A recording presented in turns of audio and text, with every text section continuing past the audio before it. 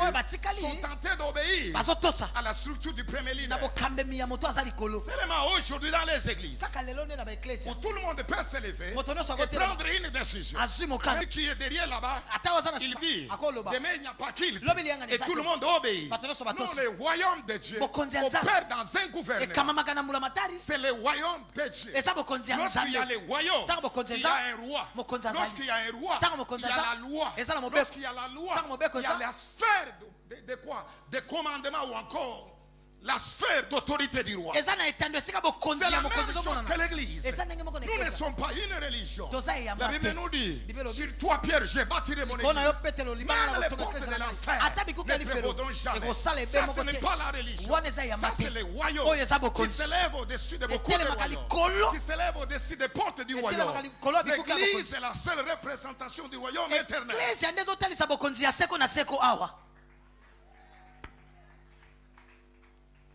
C'est celui qui vous engendre. Les mots engendrer. Une femme peut mettre au monde, mais un homme peut engendrer.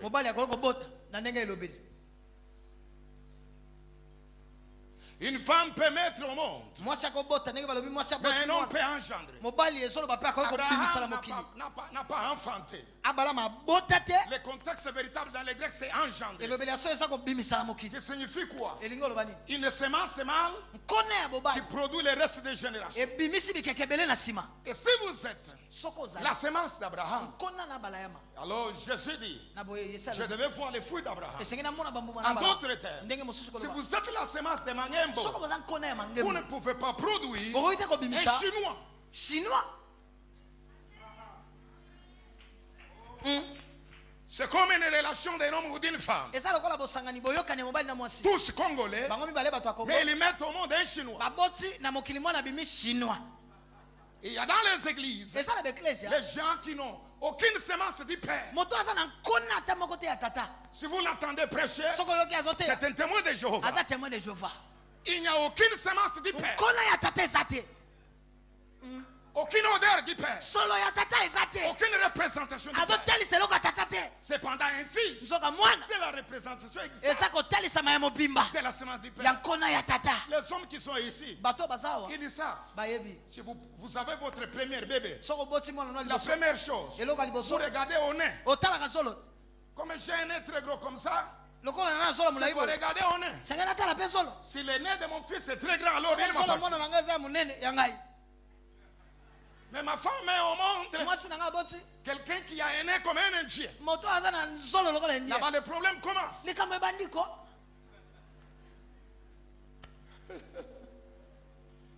Le fils, c'est la représentation de la semence du Père.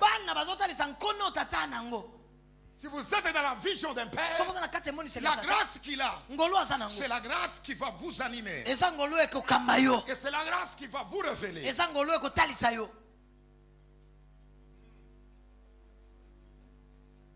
Alléluia. Amen. Est-ce que nous sommes ensemble? L'onction d'un père peut vous amener très loin, mon frère. Élisée est arrivé très loin, pas avec son propre manteau, mais avec le manteau de son père.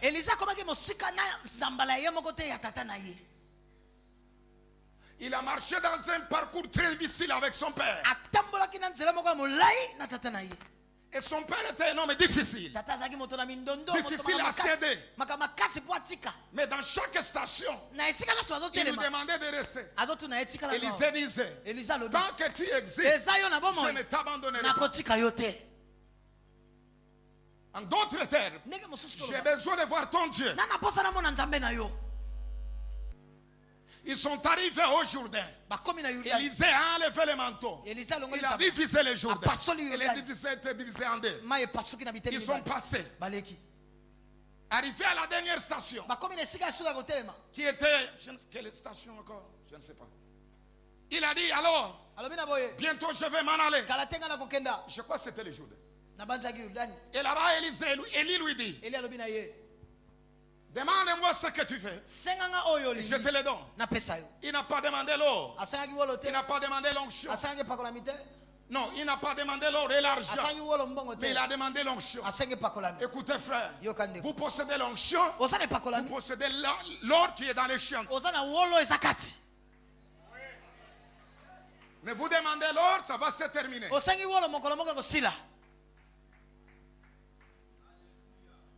Écoutez ce qu'Élie lui dit.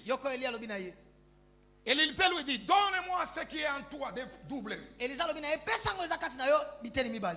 Élisée n'a pas dit, demande à ton père, à Dieu, qu'il me donne l'onction. Élisée lui dit, je demande ce qui est en toi, mais j'ai besoin du double. Il y a beaucoup de gens qui vont à la montagne pour demander le double onction. Ils sont dans une fausse voie de compréhension des choses de Dieu. Si tu as besoin de l'onction double, entre dans la Bible. Voyez comment l'onction double est descendue sur la première personne. L'onction double est descendue à la première personne qui s'appelle Élisée. Il n'a pas reçu à la montagne en gênant. Il l'a reçu dans l'intimité avec l'homme de Dieu. Voilà pourquoi il a dit, si vous me voyez partir en d'autres terres, vous détournez le regard sur Élie, et l'onction ne descend pas sur vous. Vous restez connecté. Et c'est là que vous recevez. Mais Jésus a dit, tout ce que j'ai fait, je l'ai fait voir mon Père le faire. J'ai entendu mon Père le faire. Il m'a recommandé de le faire. Il y a un contexte d'intimité, de la proximité. Vous vous séparez de cet homme. Et c'est fini. Les oiseaux du ciel viennent, ils ramassent. Et maintenant, ils regardaient toujours. Et la charrue descend. Il les prend. Et le manteau descend. Et lorsque le manteau descend, il reçoit le manteau du Père. Il n'a pas reçu un manteau originellement venant du ciel. Il a reçu le manteau de son Père. Il est rentré maintenant. Arrivé aujourd'hui, c'était un blocage. La première chose commence. L'expérience du Fils au Père. Qu'est-ce que je dois faire une prière gouvernementale au ciel? Non, il dit non. J'ai besoin de regarder au Dieu de mon Père. Il dit le Dieu de mon Père est il n'a pas dit le Dieu d'Abraham, d'Isaac et de Jacob. Ça c'est déjà général. Maintenant moi j'ai un homme avec moi. Abraham est déjà mort il y a bien longtemps. Il y a celui qui est vivant à côté de moi maintenant. Il dit le Dieu de mon Père. Le Dieu de mon Père. Le Dieu de mon Père.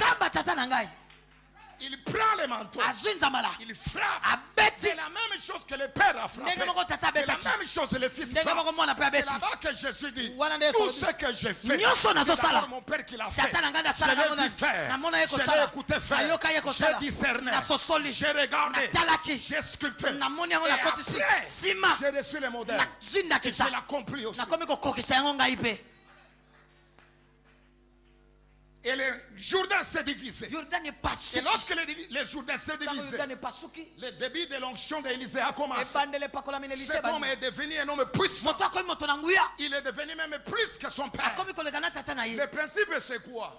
Si vous servez un père, l'onction du père et votre onction originale vous mettra s'éclabousser pour devenir l'onction double. Il n'y a pas l'onction double dans une prière simple.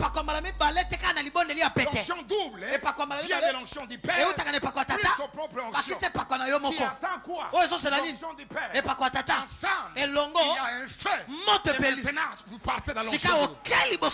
N'allez pas à la montagne pour demander l'onction double.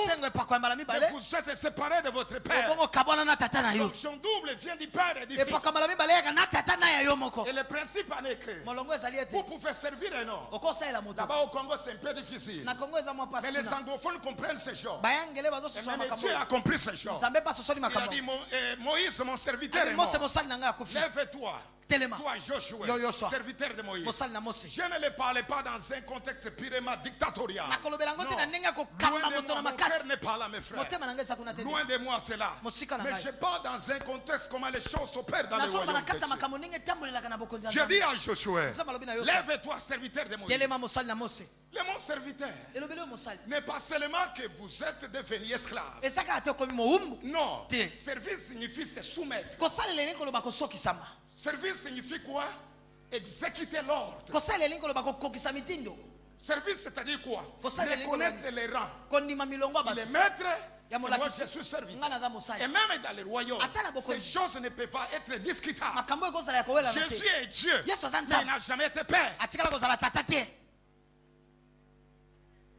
Il est Dieu, mais il n'a jamais été père.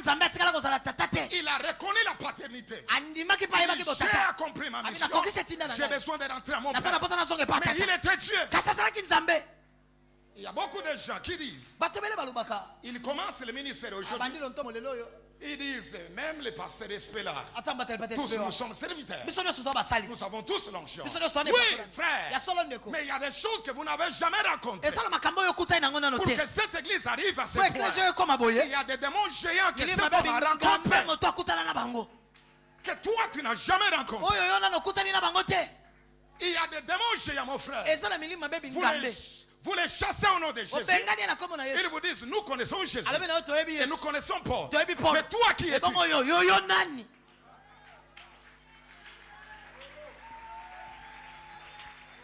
Écoutez frère, ce n'est pas mon fait. Peut-être que dans l'ordinateur de Dieu, tu es un menuisier. Mais sur la terre, tu fais chasser les démons. Les démons te demanderont. Les mots connaître à l'essence d'entrer en intimité. C'est que les démons nous connaissent. Ils ont connu Jésus. Et Jésus a dit, shut up. Ce n'est pas encore le temps de ma révélation. Les démons l'ont connu avant même que les hommes ne les connaissent. Alors ne vous chargez pas à chasser les démons parce que vous risquez d'arriver chez votre femme et vous n'avez pas de pantalon, vous n'avez pas de chemise, des abacos, et vous n'avez même pas de slip. Et vous vous retrouvez comme Adam dans les jardins d'Éden.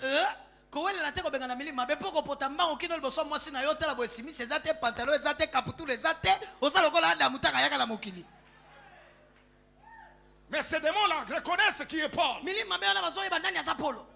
Les démons de cet environnement, c'est comment cet endroit?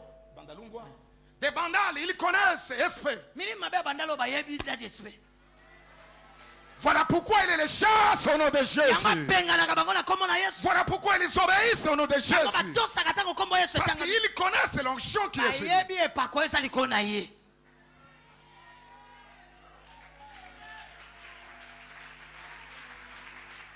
Vous pouvez aller très loin avec l'onction de votre Père. Vous pouvez performer les miracles avec l'onction de votre Père. Celui qui est à côté d'un homme qui chasse les démons chassera les démons. Celui qui est à côté d'un docteur de la parole, il sera docteur.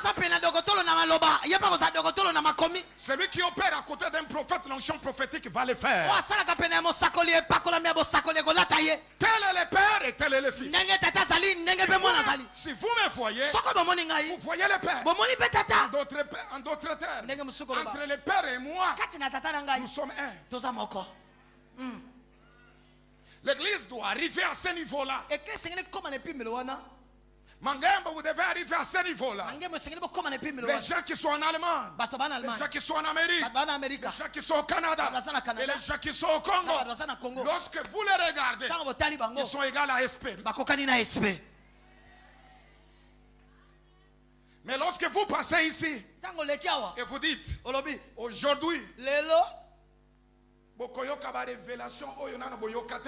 est-ce que vous les avez reçus?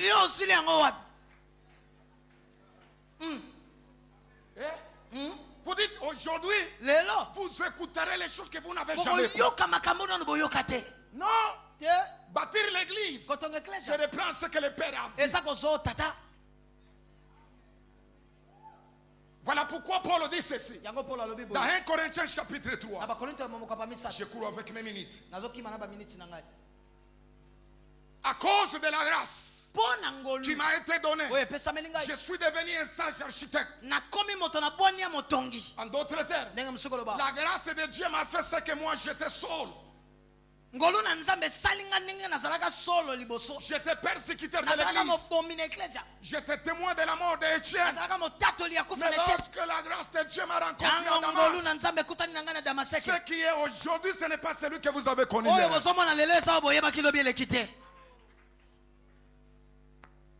Si vous voulez posséder l'onction et la grâce qui est dans un homme de Dieu, ne le considérez pas de la façon qu'il a été avant qu'il reçoive Christ.